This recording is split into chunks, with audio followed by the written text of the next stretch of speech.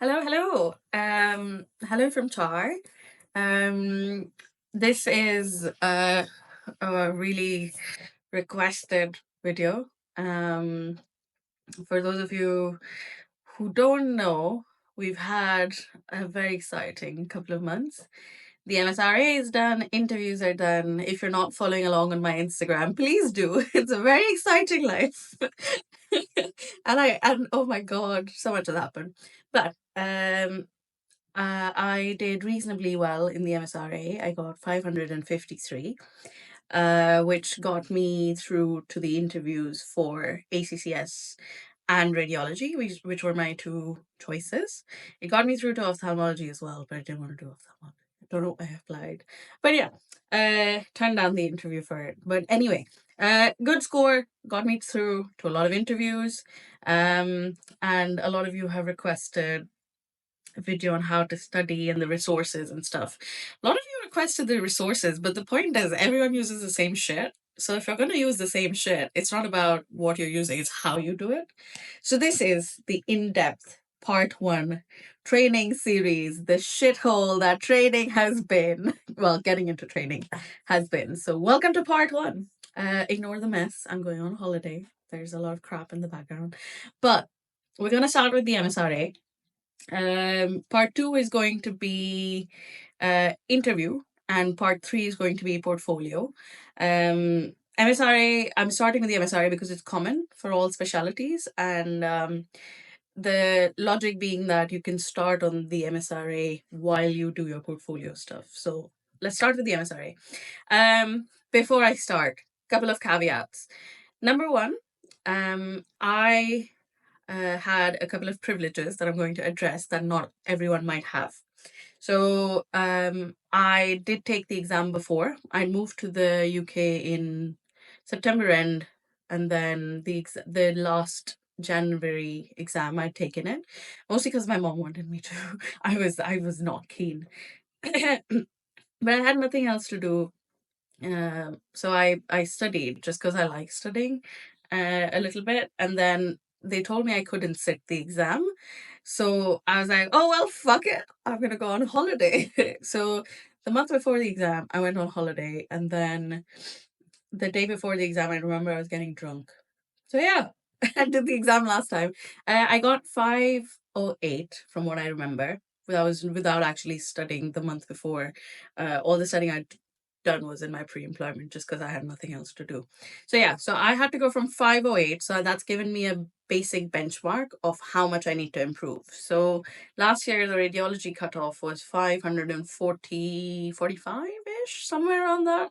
So I knew I had to do better than that because as you've noticed, the trends are rising. Like there's more people applying, so the scores are getting higher and higher and higher. Anyways, so number one, I'd taken the exam before. I knew sort of the difficulty level and what to expect. If you're doing it for the first time, it's a little bit more challenging because there's an added set of nerves. With not knowing what the exam looks like, what the questions are like, but obviously there's question banks to help you prepare. So that was caveat number one. I had taken the exam before. I knew I was where I was improving, how much of an improvement I needed. Number two, my job. I am in a really, really, really good job. So for those of you who don't know, I'm a teaching fellow. What that means is I teach medical students 50% of the time, and 50% of the time I do A&E, which is what I love. So that 50% of the time that I have for teaching um, is also for portfolio, for studying, and it's basically development time and teaching time. So this job is really good, not just because of the time component, but because this is caveat number three. I was teaching other people. So the MSRA, for those of you who don't know, basically tests you on final year knowledge, with obviously increased depth, like the level of management, the referrals, all of that is obviously more in depth, but the concepts are the same, the topics are the same, the scope that you need to know for the MSRA is similar to medical school finals. So in terms of that, it was really helpful. Teaching someone else makes your concepts clearer, makes you it helps you retain information and makes you a better teacher in some ways, because a lot of the times the questions you get asked are things you haven't thought about, and that's where your concepts are weak. But anyway, so caveat number 2 and 3 was my job that gave me time, and 3, it gave me the ability to teach. And obviously it's been a massive help. So number 1 was having done the exam before. Number 2 was my job. Number 3 was also my job. Number 4, I am a single woman without responsibilities. What I'm trying to get at is, if you have other commitments, so if you have a family, if you have kids to look after, if you're, say, worried about different things, it's a bit harder, because this exam is, at the face of it, it's not the most difficult exam, but it requires a little bit of time. Any exam, to be fair, requires time and mental peace. So if you don't have those, it's going to be a little bit harder for you. It goes both ways. When you have a family, you have a bit of a support system, but then you also have commitments. So I didn't have responsibility, so I didn't have to worry about cooking, cleaning, so on and so forth for other people. Just had to do it for myself. So that gave me the time to focus on studying. And caveat number 5, the last and the most important one, is I had people who were preparing with me. So friends, and I mean friends from work, colleagues. The other teaching fellow was one of my friends at work, Clem. We both used to study together. As much as we could, like towards the end, especially when we were doing SJT stuff. And I obviously started much earlier because I'd done the exam before and I knew where I was going. But it's really helpful having someone to study with, and I'll get to why, especially for the SJT part of it. So those are the caveats. Those are my privileges. Those need to be acknowledged, because not everyone starts from a level playing field. So identify where you are and work from there. Anyway, moving on to the actual exam. So the MSRA is divided into 2 parts. It's the clinical and the SJT. The clinical part is essentially multiple choice questions on everything you studied for final year exams. So that includes all of your clinical subjects, a little bit of anatomy, pathology, it's all clinically related, so nothing too outside the box. The other half of it is the situational judgment test, or the SJT, which is basically an exam that looks at medical ethics. It looks at tricky situations that you might come across in your day-to-day practice and how you deal with it. So basically, if you have done foundation training here, you should have come across these situations at some point at work. They're not really dramatic and out of the, like, it's not crazy stuff. It's not like really scientific, really in-depth academic stuff. It's day-to-day things that you come across, things like a problematic colleague, someone showing up drunk at work, hopefully that you haven't come across.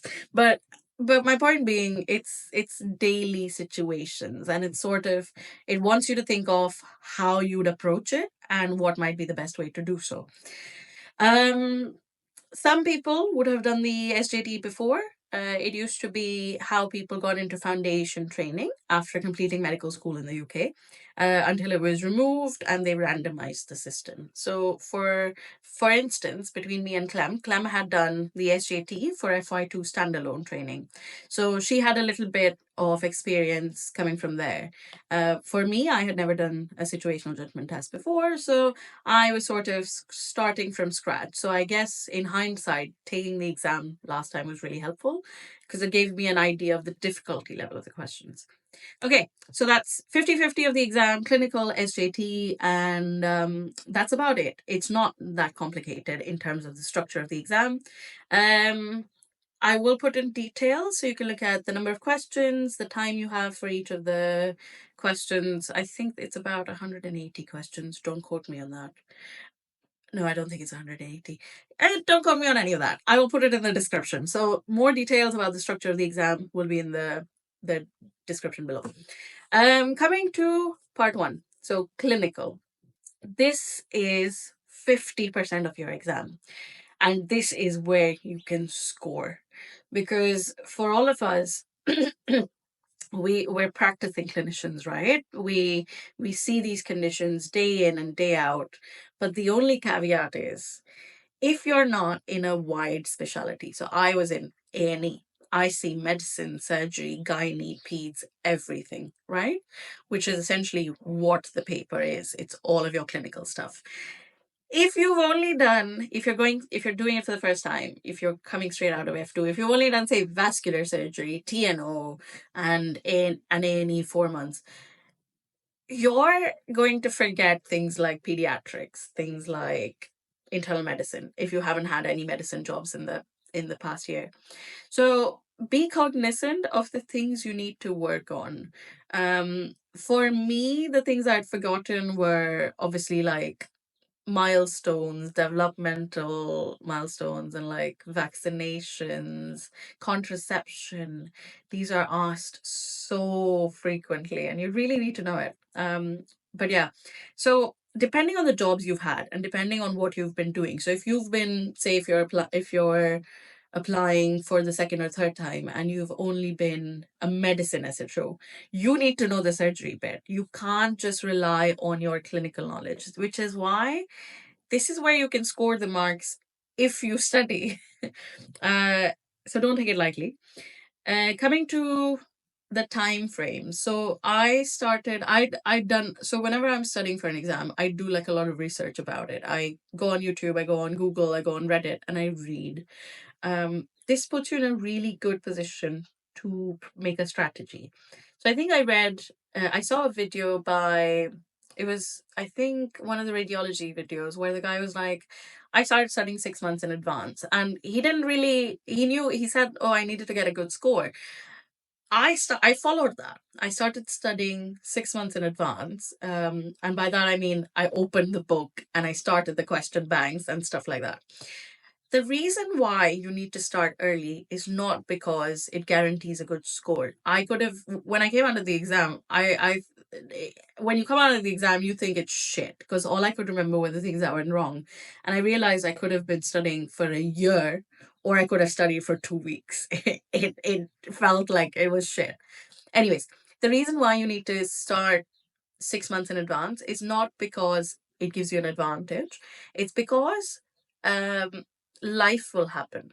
So the earlier you start, and if you have something untoward happening the next couple of months, so if you're more busy at work, if your rotations are heavier, if you've got, say, childcare, if there's a event, if there's a wedding, if there's whatever, you have to be cognizant that you also have a life. And I'm someone who can't just study. I go out, I do things. I can't sit at home and like stare at a textbook all day. I will lose my shit. So I sort of knew I needed that time to prepare because I can't, one, I have a shit memory. I can't look at something and memorize it straight away. I need to revise. I need spaced repetition. I need um, to do the questions and whatever. So I started earlier. That's my advice to you because one, life will happen. Two, um, memory. The more you revise, the better you get at it. So I think 6 months if you're aiming for a higher cutoff specialty. Maybe 3 months is the bare minimum, but then 3 months hardcore studying is the advice that I'd give you. I'm quite a lazy person. I get distracted quite easily when it comes to studying, and I need to start earlier than most people. But I really enjoy it anyway. So yeah, 6 months of prep time. Coming to resources for the clinical part of it. everyone uses the same question banks. Let me be honest. You're not going to do anything particularly different from your peers. It's how you study, as I said before. So for clinical, if you're going to teach, you will learn better. So in terms of question banks, there is MCQ Bank, highly recommended. MCQ Bank is such a good resource. It's just, it looks really ugly. So for those of you who've done the exam before, if you look at MCQ Bank, the description, it looks really ugly. They've used like 50 fucking colors in it. But the questions are really good. The questions are structured in the way of the exam. So the exam questions are, and the other question bank is obviously past medicine. So there's MCQ Bank and there's past medicine. Past medicine is a bad resource. And I'm going to tell you why. Past medicine will give you a long stem. It'll give you like clinical history, patient presented with so and so, these were the examination findings, this is what the ECG shows, what is the management, and that's not what the exam is like at all. The MSRA gives you little to no information in terms of the clinical side. They will tell you 20-year-old man, abdominal pain, what will you refer? And I'm just like, what? That's not enough information. So MCQ Bank does a really good job at giving you the keywords that you need to look out for. And the questions obviously are similar to the exam. Past medicine is a bad resource because it doesn't prepare you well enough for the exam. Yes, it helps with concepts and building all of that, but if you've done final year, your concept should be relatively okay. You're not sort of starting from scratch. If you're starting from scratch, then I guess I would recommend past medicine. But then it's sort of figuring out how to study smartly for the exam. So MCQ Bank is my top recommendation for question banks. Past medicine, you can take it. It helps with concept building, but then the problem is you get used to that pattern of questions, and that's not how the exam is. So yeah. The third question bank that I bought was Revise MSRA, because a lot of people had recommended it last year. I don't know why. So again, Revise MSRA is similar to MCU Bank, but a little bit worse. Um, Revise MSRA is again the same thing. It's keywords, keywords, keywords, keywords. Very short answers, straight to the point. But then some of the answers were like not in depth enough. So it's the exact opposite of past medicine, where it's very similar to the exam, but then the explanations I found a little bit lacking. But it's good for like practice. So if you've got, say, plenty of time, if you want to start really early, you can start with the Rise MSRA as well. It's not my favorite. My favorite is still MCQ Bank, even though it looks ugly as fuck. But yeah, that's the question banks. The rogue question bank in all of this is Samson. So somebody recommended it last year, and I took it like a week before the exam because I was like, might as well. But it was cheap. So I took Samson and I tried it, and I have mixed feelings about it. So the questions are obviously similar to the exam, but then the explanations aren't great. The good thing about Samson are the tables. So when I took it for the last week last year, I was like, these are really good tables where they'd give you, say, contraception tables or sorry, abdominal pain tables, and then you can go through it, and it's really quick visual summaries, which is good. But then the information in the table is a bit unreliable. Anyway, the point I'm trying to make is Samson is okay. It's not the best because the information is unreliable. Um, so you can use it. It's a good resource in terms of the questions are very similar, but then take the answers with a pinch of salt. And I think this is a common feedback I've seen across from everyone who's been using it. Whew. Okay, so we've done 4 question banks we've compared. MCQ Bank is my favorite. Past medicine for concept building if you want to use it. Revise MSRA is decent. Lacks a little bit of depth in terms of the explanations and like the resources it can link to. And Samson, not my favorite, unreliable. unreliable answers. So it messes up your concepts essentially. Okay, coming to the notes.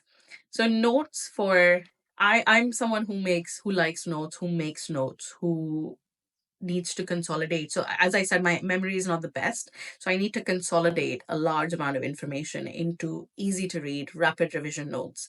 And this is something I realized when I was a final year med student, because we had such a vast portion in India to cover for final year exams and very little time to do it. So the whole idea of final year was to make it smaller and smaller, and the more organized you were, the better you did. And the organization really helps with the anxiety as well. Anyway, so notes are really helpful. I will link my notes in the description. This includes obviously contraception stuff. It includes um milestones, vaccinations, common things that are common. The other notes that I would highly recommend, especially if you're an international graduate, are your notes for PLAB. So I use the keys, PLAB 1 keys, because again, it's the same content. It's just getting back to it and having a refresher of everything that you've done. If you made notes in final year, so if you're a UK grad and you made notes from past medicine, those are going to be really helpful. So go back to the building blocks that you had, your foundation of your knowledge, because that's essentially what the clinical part is, just with added management. So we weren't expected to know management in a lot of depth, obviously straight out of medical school, but now that goes up a little bit. But the building blocks, the pathophysiology of things is the same, and the conditions that you need to know are similar. So go back to your final year exams, go back to PLAB 1 keys, go back to past medicine notes, whatever notes you made before, go back to it. And obviously add on information. So add on stuff that you didn't do back then. So that's in terms of notes. So all of this is the clinical part. Just to summarize, we've done how long you need to study for it, the question banks, the notes, um, and then how to study for it is essentially just not just doing the questions. I think I saw this there were a bunch of like these, oh yeah, there was a bunch of these free webinars that were done by Aman Arora and E-Medica guy.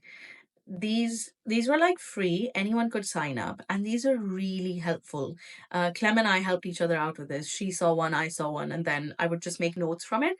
So helpful, because they would tell you these are the words to look out for, things you'd miss out in the question. So things like, what is the least important whatever management option, or what is the least common or the most common, and all of these like tiny MCQ things that you need to be cognizant of. So the tips that they gave were really good. I believe they do it every year. And obviously the older ones should be on YouTube. So watch their old videos on how to basically tips for the MSRA. Really good, both of them, because they're GPs and they've been involved in making question banks. They I think were involved in writing the MSRA at one point, like the questions for it. So their tips are top notch. Highly recommend. The one extra thing that Clem and I did for the clinical part, which perhaps in hindsight I wouldn't, and the reason why I did it was because I was spending money on concert tickets. I was like, hey, might as well spend money on educational things. Basically, Amin Arora has these rapid revision clinical videos and mocks. So Clem was the one who told me about it. And then I was like, yeah, might as well. I've got money to burn. Why not? So we took it. I didn't end up watching a lot of the videos. I mostly because again, I'm not someone who can sit there and watch videos, or like I'm not someone who can sit in a lecture for 10 hours. Like that's not the kind of person I am. I learned from the job, so I learned more from being out in any then revising, asking myself questions, and then doing question banks. But if you are, it's a good resource. So he sort of goes over a lot of the clinical common subject wise things. It's expensive. So um it's expensive, just be cognizant of that. And the other part is the mock. So the mock tests I think were really good. There are mock tests obviously involved in the question banks, but I thought the mock tests were pretty good in terms of giving you a reality check. Like, these are the kind of questions, this is the things, these are the things you're shit at, like, work on that. And that's essentially what the purpose of a mock is. MCQ bank, you can turn it into a mock, where you can do a time setting and you can turn all of the questions into a mock. Revise MSRA, I think, offers 3 mocks, which I didn't end up doing because I got bored of the question bank essentially. Past medicine again offers mocks, but as I said, they're not cognizant of the type of question in the exam, so it's a bit pointless. So Aman Aurora mocks I would recommend. And secret hack, so the best thing that I can tell you in terms of the clinical bit, is Aman Aurora does these like really good planners, which Clem and I, oh my god, it was so funny.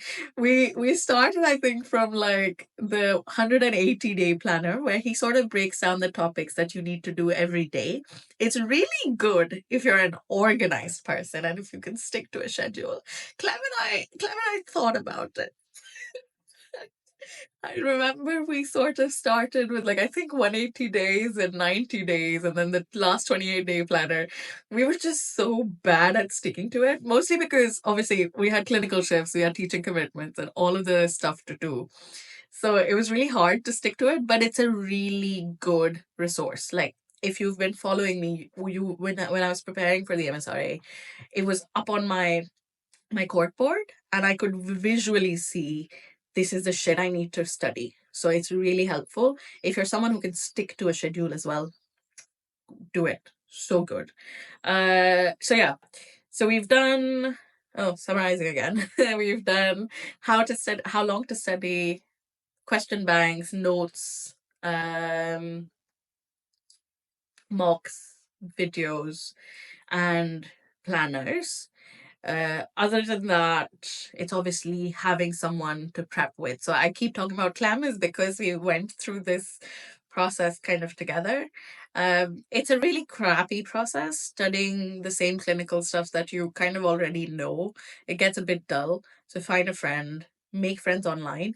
Last year, when I was doing the exam for the first time, actually, I was obviously in my pre-employment, so I was back in India. I was just studying because I had nothing to do. So I made a group. I made an online study group of people. I just asked on a WhatsApp group if anyone wanted to join, and a bunch of people did.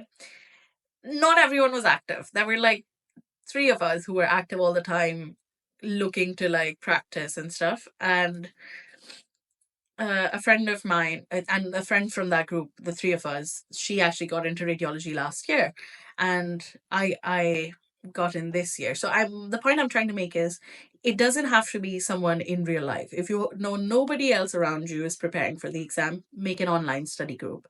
It's really helpful because it keeps you motivated. This exam is a marathon. It's not something you can mug up for in 2 weeks. I mean, maybe you're brilliant and you can do it. I'm not. I'm someone who needs time and practice. So have a study buddy or have a study group, or just be cognizant that it's going to get boring and repetitive and you're going to need to keep going. Okay, so those are essentially all of the strategies and tips that I have for the clinical part. Coming to SJT, I think this is what most people are nervous about, because the big caveat being that SJT is a bit of a crapshoot. No matter how much you study for it, it can go either way. And there's obviously skill involved. I will tell you what are the strategies to sort of boost your skill. There are patterns to recognize. There's a skill involved, but basically, it's a bit of a crapshoot. Um, and it's a game. You can sort of play the game where they want you to be this kind of a person, and you can sort of figure out that's what they want and answer questions that way. There's a bit of a vague description of SJT because SJT itself is vague. It's ethical questions. They want you to put you in a difficult position where they give you too many variables, where they're like, oh, you need to reach out to say your supervisor, but they're not responding to you. You really need to get a sign off. What are you gonna do? And then they'll give you options of you reach out. One of them is going to be very obviously wrong, where it's like, oh, have a hissy fit, go on a rant, start talking about it on social media, how about like bad mouthing people. There's always going to be a wrong answer, which is the extreme, which is very easy to spot. Um, when I was preparing for the SJT, I went through a lot of videos to see how to sort of prep for it. And everyone said the same thing, that the best and the worst option are going to be very obvious. When I actually sat the exam, I think it's not actually like that. It's easier in your head to simplify it, as the best and the worst options are easy to identify. But just be mindful that some of the questions are trickier than that. I'll come to the resources, but when I did some of the resources, I did the best and the worst strategy, and it worked because there are 5 options. If you rule out the best and the worst, you have 3 options to essentially play with, in terms of putting them in an order. But the actual exam, sometimes the best option isn't as obvious, and vice versa. The worst option isn't as obvious. So sometimes I was having to choose between 4 options where I've either decided this is the best or the worst, and then ranking the 4 options. So just be mindful that it's a bit tougher than any of the question banks or even the foundation papers. So that's basically an overview of what the SJT is like. It's a bit of a crapshoot. There is some skill involved, and the point of all of the practice that you do is to make your skill better, and then leave it to leave it up to luck, because there's nothing you can sort of control. There's no like benchmark that you can sort of hit, like, oh, I'm getting 90% my mocks, it's going to go well. Like, it's not the clinical side. There's no yes or no, right or wrong answer. Coming to how to prepare for it, again, I had done the exam last year, and funnily enough, my SJT score was better than my clinical score, because it's a sort of, you don't really have to prepare for it, right? You can walk in blank into an SJT, and it's ethical questions ranking. So as long as you're a logical person, it's logical reasoning in some ways. As long as you're a logical person, you'll get it right. So that's basically the SJT side of how it works. Coming to the resources, so in terms of question banks for the SJT, again, MCQ bank for me stands top notch. Really good SJT questions, and not because they're complicated. The themes in all of the SJT questions are similar, and I will get to it. But it's because the explanations are quite reasonable. The problem is, you may or may not agree with it, and you're not going to agree with all of the SJT answers because there is no clear right or wrong answer, right? It's sort of how you look at things, your ethical perspective, your values and beliefs, and so on and so forth, how you rationalize a difficult situation. But MCQ bank, really good questions, really good explanations, lot to learn from. So obviously it's ethics and law, so the law that you need to understand, that you need to learn, the mental health acts, all of that is sort of covered quite well in MCQ bank. So as I said, there is a skill involved to SJT, which is if you have the background knowledge, if you understand, say, the mental health acts, if you understand what to do in case of um, DVLA stuff, in case of driving, all of that. So these are common things that come up quite often. MCQ Bank prepares you really well for it. Past medicine, on the other hand, has really easy SJT questions. So if you do past medicine, you're gonna be like, "Oh yeah, this is a cakewalk. I'm gonna do it. I'm gonna do it really well," and you don't. Past medicine is very easy in the SJT. It's so obvious what the answers are and how to rank it that it's not helpful. The exam is tough. If anything that you take away from this video is understand that the exam is meant to be tough. It's just strategizing to put yourself in the best position to score well. So yeah, past medicine is very easy. Don't bother with past medicine. I mean, you can do it. It's really quick, but then it's pointless because you're not sort of using your cognitive thinking. Coming to the best resource for SJT is the foundation year papers. So, as I said before, you might have done SJT before to get into foundation training. This is what UK grads used to do, or if you've applied for FY2 standalone. And there were these official practice papers that the foundation school used to release, and those are really good. Not because the questions are like exactly like the exam or because they give you the answers or whatever, but because the thought process is what you're trying to understand. In all of SJT, you're trying to understand the rationales behind them choosing an answer a certain way. So it's sort of different from clinical where you already know the right answer. Here you have to understand, it's psychology, so you have to understand the psychology behind why they're choosing the answer they're choosing. So for that, the foundation year papers are very good. Like it's basically a mock exam that the foundation school is giving you. So it's really good.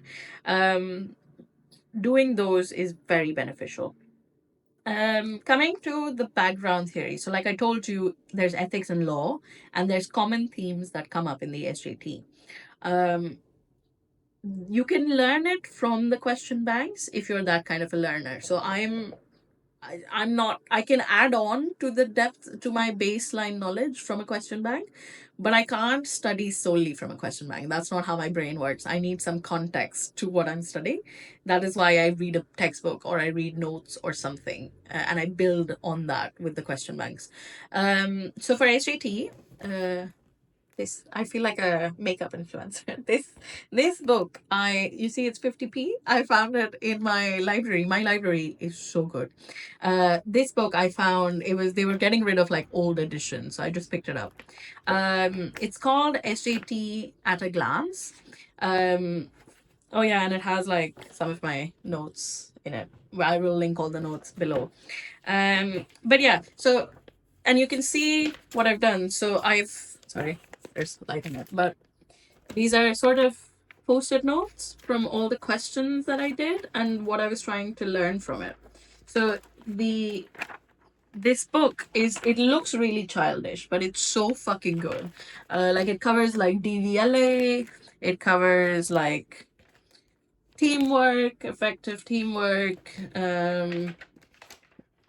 It covers essentially all the themes you need to know for the SJT. And then this is all the scribbling and stuff that I've done from the questions I learned. So as I said, I can't learn solely from a question bank, not how my brain works, but I can add to knowledge. So I've basically consolidated all of everything I learned from all the question banks into this book. Stuff like mental capacity, DVLA, abortion, HIV and confidentiality, consent. Consent is such an important topic. Even in day-to-day practice. Like this was like a whole fucking flowchart I made on consent. I will try to scan these notes as well, but they're a bit scattered. I don't know if they're gonna be actually helpful.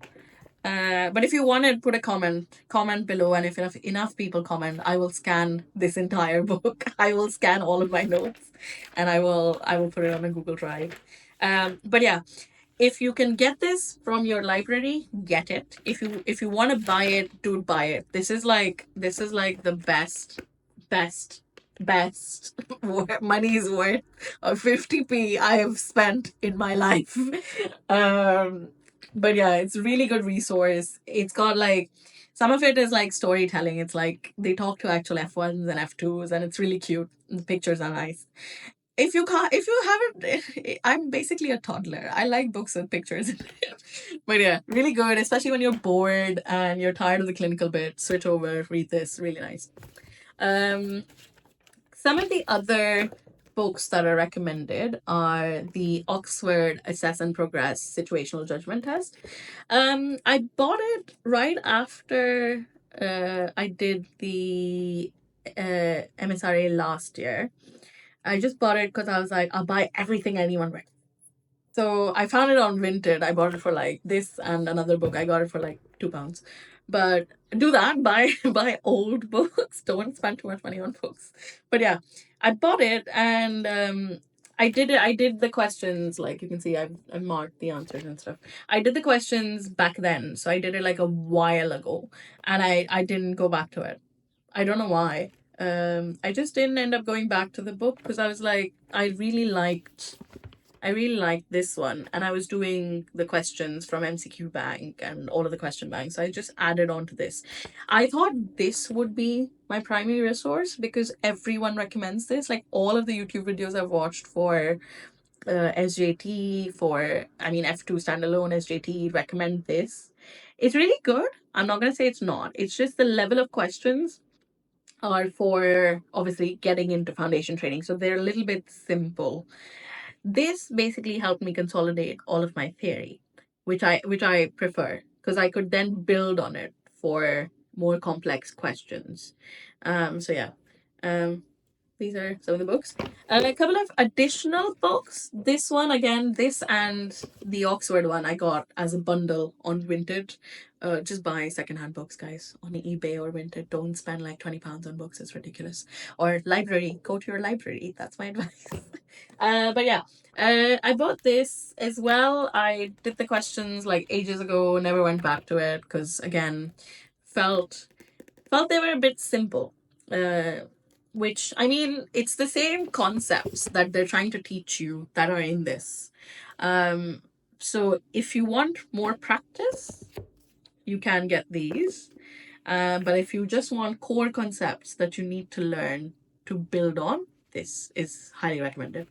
Um, this 50p again, picked up from the library. Didn't use it at all. Haven't used it even now. Don't know what it's about. Wouldn't recommend. Don't know what this is. Don't know why I included it. But yeah, the books that I showed before, the SJT at a Glance, Oxford Assess and Progress SJT, and the Get Ahead SJT. Out of all of those, I'd recommend SJT at a Glance.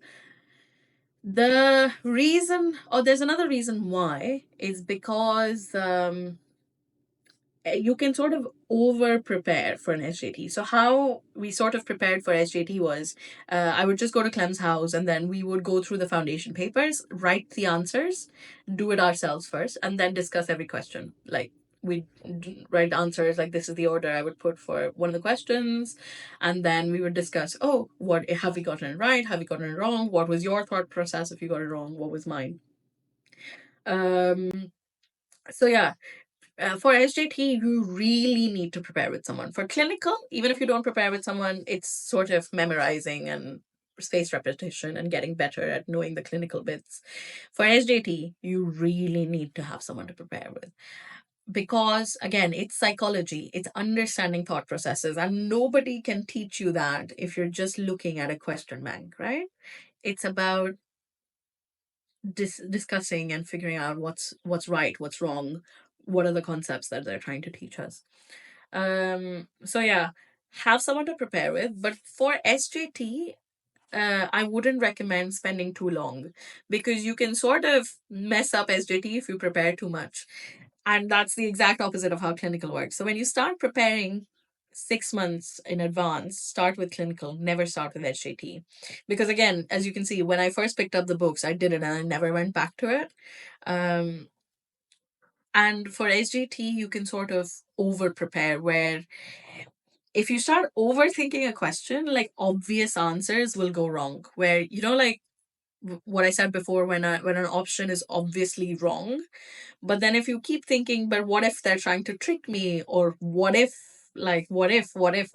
If you keep doing that, you will get it wrong. You will get obvious answers wrong.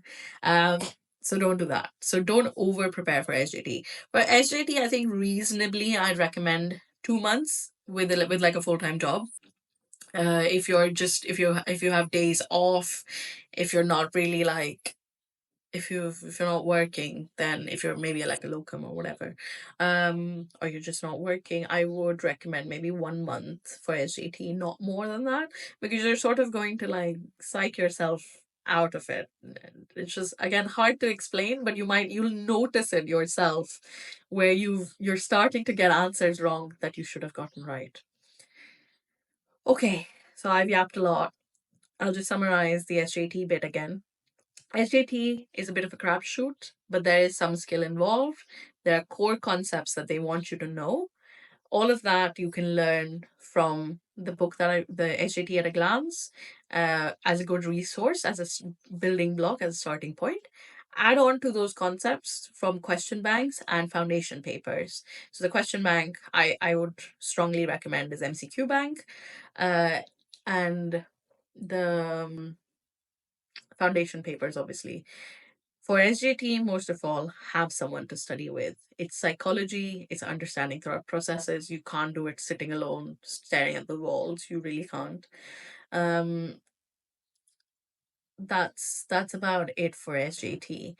Mostly don't panic for SJT. I think a lot of people get like really worked up about SJT, and how they're not able to get their scores up. But I think it's a strategy thing. It's a psychology paper. It's not medicine. So if you approach it with the same uh style as you would any other clinical paper, you're not gonna do well. You can't keep doing questions to improve your score. That's not how SJT works. It's about how people think.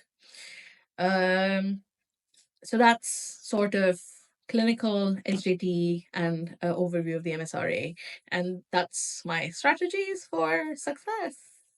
Um, Coming to my own notes. So obviously I have notes on, say, contraception. I'm really bad at dermatology, so I made dermatology notes. Like all the rashes look the same to me. And obviously not. Like I'm not blind, but you know what I mean. It's mostly because it's not an emergency, so I don't give a shit about it. I don't want to kill myself when I'm studying dermatology, but yeah. I made notes for dermatology. I will put it in the description. This is obviously this was the video had like timestamps, so this really helped. So like again, rapid revision, all of the topics that he covers, Amin Aurora covers in the video are in this. Only do the videos if you are starting from scratch. Like if you haven't been in clinical practice for a couple of years, or if you've only say done like not A&E is a good specialty to be in, but if you've only done say surgery for like a couple of years and now you're doing the MSRA, or if you've only done medicine for a couple of years and now we're doing the MSRA, then do the videos because it'll help compensate your other subjects, and obviously everything that goes with it. But yeah, don't really need the videos if you've been in a wide specialty. So if you've been in A&E, if you've done your rotations really well in F2 and med school, then don't really need the videos. They're good for revision. But again, you see some of the sheets are blank. I didn't watch all of them. um and like some of the stuff that I watched, I annotated obviously. um and it's expensive. Please be cognizant of the money you're spending on this exam, because there's no point drowning all your money in an exam just like over resources. So these are the notes that I made on it. Don't know if you guys want this. If you want like the timestamps topics with the crappy notes that I made, I'm happy to scan it. But I want a lot of comments, lots of likes. I feel like I'm gonna hold my notes hostage if I don't get likes and comments. Like this is peak influencer mentality now. No, I'm only joking, but yeah, comment below. Give me a like. It helps get the video to people who really need the resources.